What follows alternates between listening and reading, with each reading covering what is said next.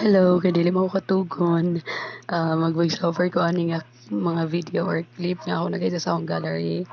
Since full storage na pod ko, kailangan na ako mag-delete and dili na ko siya kayang i-delete nga dili na ko siya ma-upload sa YouTube or there sa Facebook kay aron na ako something to look back na pod in the near future.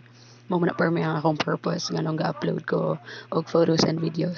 But going back to the story, nangwa na ko dagapayas kay pabalik na ko ani nga time sa Davao. This was last week ato naguli ko sa among balay. So since tanan prutas sa Davao is balitunon and I really love kapayas, especially kay free sa nga matugit diri sa likod sa balay, sa garden ni Lola. So, ara ko nag-ambak-ambak para sa kapayas.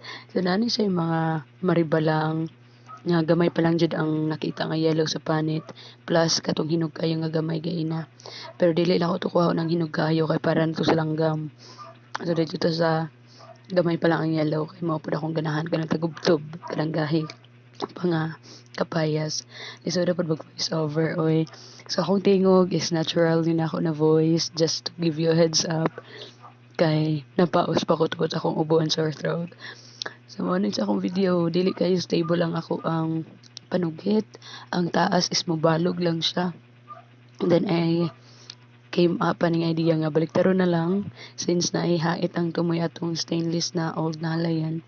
So, naging successful. Pero naging full storage kaya wala ni natuwas na video. Anyway, mo na ni siya akong kuha. Bye-bye.